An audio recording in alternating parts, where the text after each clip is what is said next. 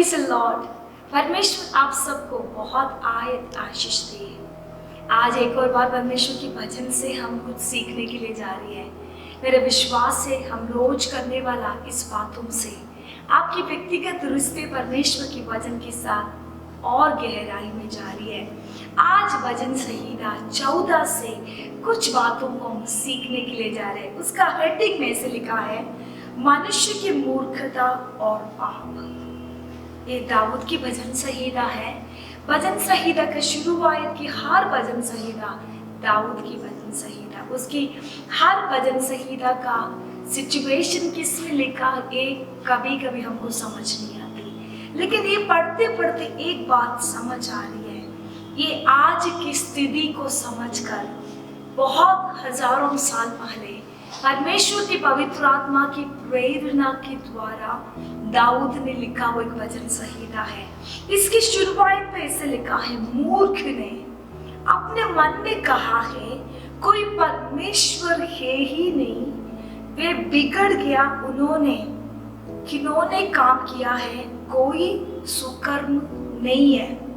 मूर्ख अपने मन में कहता है कोई परमेश्वर है ही नहीं है। उसके इंग्लिश में लिखा, the fool has said in his heart there is no God. Fool कौन होते, मूर्ख कौन है? क्या किसने पढ़ाई किया नहीं वो है मूर्ख, जिसके पास समझ नहीं वो है मूर्ख। परमेश्वर की इस वचन के अनुसार मूर्ख जिसका पास पढ़ाई नहीं है वो नहीं है मूर्ख। जो सब कुछ होने के बावजूद भी अहंकार में खड़े होके, स्वयं की भावनाओं में खड़े होके जो बोलती परमेश्वर है ही नहीं है, अपनी ताकत से, अपनी मेहनत से, अपनी शक्ति से सब कुछ कर सकती है, ऐसे बोलने वाले लोगों को क्या परमेश्वर की वचन बोलती है? वो मूर्ख है। वो मन में ही मन में वो बोलती है मुझे किसी का जरूरत नहीं है। जब हम आंखों लगाने के समय पर हमारे आस पड़ोस में भी, हम रहने वाला सोसाइटी में भी, हमारे कार्य क्षेत्र में भी, हम पढ़ने वाले कॉलेजेस और स्कूल्स के बीच में भी हम ऐसे लोगों को परिचय में आती है जो सोचती है मुझे किसी का जरूरत है ही नहीं है। लेकिन परमेश्वर इस अवस्था में देखकर बता रही है तू मूर्ख है। कितना भी इंटेलेक्चुअल की हाईएस्ट पॉइंट में खड़े हो जाए, कितना भी ब्रिलियंसी की एक्सट्रीम लेवल में खड़े हो जाए, कितना भी धन संपत्ति इकट्ठे करे, लेकिन आप एक ऐसे व्यक्ति है जो मन ही मन में सोचती है मुझे परमेश्वर की जरूरत है, जरूरत नहीं है। मुझे कंट्रोल करने वाले एक सुप्रीम अथॉरिटी की अधीन में रहना मुझे पसंद नहीं है। ऐसे बोलने वाले व्यक्ति को देखिए स्वर्ग की परमेश्वर बोलती है तो एक मूर्ख है। परमेश्वर के वचन से पढ़ने के टाइम पर लूक उसका 12 अध्याय उसका 16 से लेकर 21 आयत के बीच में ऐसे लिखा है, उसने उनसे एक दृष्टांत कहा कि किसी धनवान की भूमि में बड़ी उपज आई।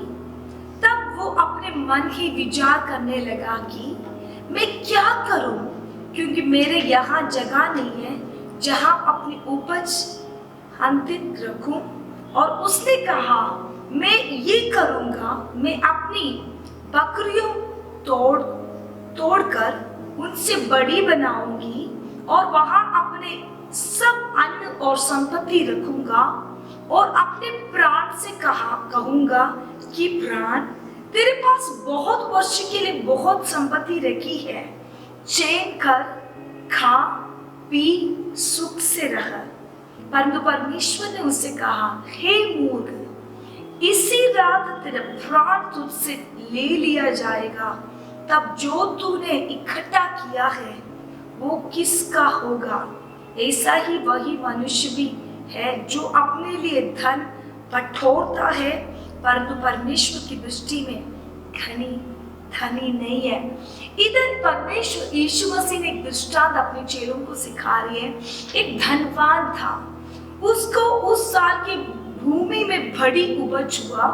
उसने मन ही मन में सोच लगाया मैं इतने धन के साथ मैं क्या करूं, क्योंकि मेरे लिए जगह नहीं, मैं क्या करूं, मैं अपने घर को तोड़कर अपने अन्न को रखूंगी और मेरे मन में अपने आप बोलूंगी चैन कर खा पी सुख रह।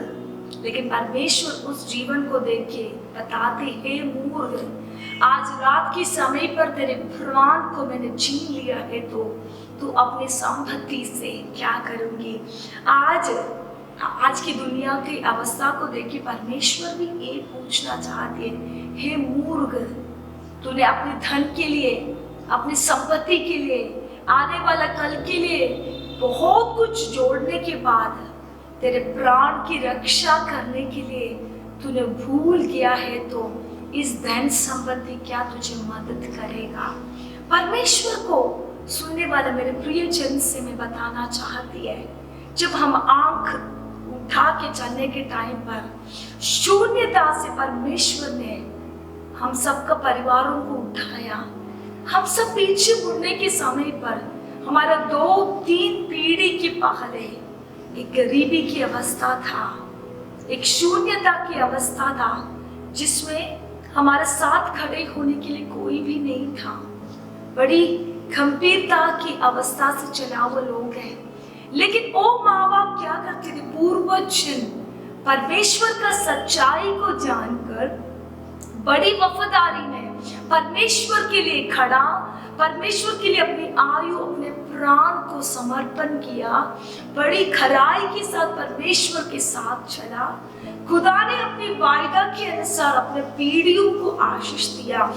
3 पीढ़ी 4 पीढ़ी जब क्रॉस किया, एक समय पर आ गया, अभी आने वाला पीढ़ी क्या सोच रहे बहुत सारे, मुझे परमेश्वर की जरूरत ही नहीं है। जैसे दोस्ती चलती है, जैसे प्लेजर जरूरत है, उसके हिसाब से मैं चलूं। लेकिन परमेश्वर की वचन हमको देख के क्या बोलती, तू मूर्ख है जो सोचती है परमेश्वर की जरूरत नहीं है। आज मुझे सुनने वाला मेरे प्रियजन, क्या हमारे अंदर ऐसे घमंड की भावना तो नहीं है?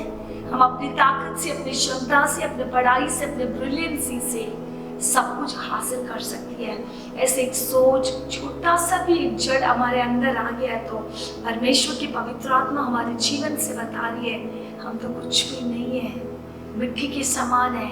परमेश्वर हमको हाथों में छिपा के रख रही है, इसलिए आज हम जीवित हैं। उसकी दूसरा वचन में ऐसे लिखा है, परमेश्वर ने स्वर्ग में से मनुष्यों पर दृष्टि की है कि देख के कोई बुद्धिमान, कोई परमेश्वर का खोजी है ही नहीं है। इधर परमेश्वर इस अवस्था में स्वर्ग से क्या कर रही है, मनुष्यों पर दृष्टि कर रही है और देखकर बताए कोई बुद्धिमान, कोई परमेश्वर का खोजी है ही नहीं है। Amen? Is there anyone who seek after God? परमेश्वर ढूंढ रही है। आज की इस पीढ़ी के बीच में परमेश्वर ऐसे एक जवान को, ऐसे एक जवान महिला को, नहीं तो एक ऐसे परिवार को ढूंढ रही है जो परमेश्वर के दिल के करीब चलने के लिए पसंद करती है, जो परमेश्वर को खोजती है, परमेश्वर की विधि पर, परमेश्वर की कानून पर, परमेश्वर की वचन के अनुसार चलने वाला एक व्यक्ति को परमेश्वर हमारे घरों के बीच में से ढूंढना चाहती है। बाइबल में देखो, उत्पत्ति की पुस्तक से लेकर रेवलेशन तक देखो, परमेश्वर बहुत बार स्वर्ग से मनुष्यों पर दृष्टि करती है और खोजती है। उत्पत्ति की पुस्तक उसके 6 अध्याय में जब इंसान के इस पृथ्वी पर पाप से भरती है, परमेश्वर क्या कर रही है, ऊपर से देख रही है, दुनिया को नाश करने की योजना बना रही है। लेकिन उस समय नोहा और उसके परिवार को एक संदेश के साथ उस पीढ़ी में परमेश्वर क्या कर रही है, खड़ा करे। उत्पत्ति की पुस्तक उसकी 11 अध्याय में आने के टाइम पर बाबेल करके एक जगह में पृथ्वी के लोग मिलके एक बहुत बड़ा सा टावर बना रही है। वो क्या सोच रही है, हम अपनी बुद्धि से ऐसे एक टावर बना दूंगी जिसको स्वर्ग तक पहुंच सके। पूरा पृथ्वी के लोग इकट्ठे हो गया, उसको करने लग गया। लेकिन स्वर्ग की परमेश्वर किंग टाउन ऐसे लिखा है, परमेश्वर आंखों से देख रही है, क्या लेकर आ रही उधर भाषाओं को परमेश्वर अलग करे, कंफ्यूजन्स लेकर आती है।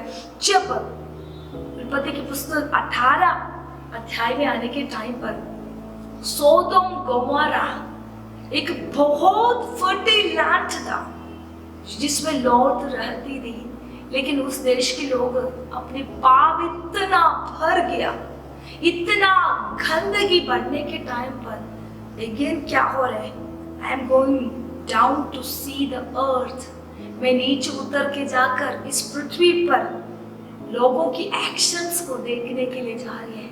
स्वर्ग के परमेश्वर, उत्पत्ति उसका 6 अध्याय, 11 अध्याय, उसका 18 अध्याय, उसके बाद प्रकाशित वाक्य तक बहुत बार जब इंसान की पाप गंभीरता में पहुंचने के समय पर कहीं न कहीं लोग गुलामी में चले जाती थी, कहीं न कहीं पाप के वजह से मृत्यु हो रही थी, कहीं न कहीं शत्रु उस पर हमला कर रही थी। लेकिन आज इस स्थिति में परमेश्वर स्वर्ग से देख रहे, उसकी आंखें इंसान को एग्जामिन कर रही है। परमेश्वर ढूंढ के क्या बता रहे, क्या मेरे खोजी में कोई व्यक्ति है। इस वचन को, आगे के सारे वचनों को आप लोग पढ़ना है। उसमें शत्रु मन में, मनुष्य मूर्खता में बहुत बड़े बड़े बातों को बताती है, लेकिन उसका 4 to 6 वर्स के बीच में परमेश्वर के वचन में ऐसे लिखा है, परमेश्वर अपनी राइटियस, अपनी धर्मी के लिए डिफेंस बनकर प्रतिरोध करने के लिए खड़े हो जाती है। और क्या करती है, इसमें ऐसे लिखा, भला है तो इस्राएल का उद्धार सिय्योन से प्रकट होता, जब यहोवा अपनी प्रजा को दासवत से लौटा ले जाएगा, तब याकूब मगन और इस्राएल आनंदित होगा। आमीन। परमेश्वर क्या बोले, भला होगा तो एक और बार मेरे हजूरी में लौट के आ गया है तो याकूब मगन होगा और सिय्योन से उसकी मदद जाएगा। यहोवा अपनी प्रजा को अपने दासत्व से, मतलब एक्साइल से, उसकी कैप्टिविटी से छुड़ाएगा। परमेश्वर उसको एक छुड़ाने के लिए परमेश्वर उतर के आएगा। आज मुझे सुनने वाले मेरे प्रियजन, इस वचन सही में बड़ी सरल तरीका से आपके सामने है। आप व्यक्तिगत रीति में इसको पढ़ना, परमेश्वर से सवालों को पूछना, खुदा आजकल की अवस्था क्या है, क्या एक मूर्ख के समान मेरे मन ही मन में कभी अपनी ताकत पर भरोसा तो नहीं किया, अपनी इंटेलेक्चुअल पर, अपनी कमाई के ऊपर, अपने घर बंगला के ऊपर, अपनी गाड़ियों के ऊपर, अपने बच्चों के अच्छे भविष्य को देखकर क्या अंदर ही अंदर घमंड की भावना तो नहीं पैदा हुआ? क्या आप ऐसे एक व्यक्ति है, पहले बहुत प्रार्थना करती थी, उपवास रखती थी, परमेश्वर के मंदिर में आती थी, परमेश्वर के भवन को छोड़ती नहीं थी, अभी हफ्ते भी कलीसिया में आया नहीं है तो भी आपको कोई भी फर्क नहीं है, तो सोचना मन ही मन अंदर शत्रु आपके अंदर एक बीज को डाल दिया है, जिसके अंदर आपके अंदर एक बढ़ोतरी हो रही है। आप सोच रहे हैं मुझे परमेश्वर की जरूरत ही नहीं है। क्या ऐसे एक स्टेट में है तो परमेश्वर की पवित्र आत्मा बता रही है, मूर्ख मत बनो, फलहीन रहना हमारे लिए भलाई है। परमेश्वर के अद्भुत हाथों को पकड़ के चलना हमारे लिए भलाई है। स्वर्ग के परमेश्वर हमारे जीवनों को देखती है। आज की इस जमाने के बीच में जो परमेश्वर हमको ढूंढने के टाइम पर हम ऐसे एक व्यक्ति होगा जो परमेश्वर को खोजती है। क्यों ना हम अपने आंखों को बंद करें, सुना वो वचन के सामने हम अपने आप को समर्पण करें। पिता परमेश्वर, ऐसे कोई क्षण हमारे जीवन में ना आने दो जिसमें हम अपने आप घमंड हो जाए, जिसमें हमारे अंदर एक मूर्खता की बात हो जाए, जिसमें हमने आप संभालने के लिए दिए हुए धन और संपत्ति को देखकर बहुत ज्यादा खुश हो जाए। खुदा, हमने कभी ऐसे पॉइंट में आना नहीं चाहती। हमारे रोज की जिंदगी की जरूरतें आप पूरा करना, हमारे आने वाला कल आपके हाथों में सुरक्षित है। जब स्वर्ग से आप हमको देखने के टाइम पर हम ऐसे पीढ़ी बने जो आपको खोजती है।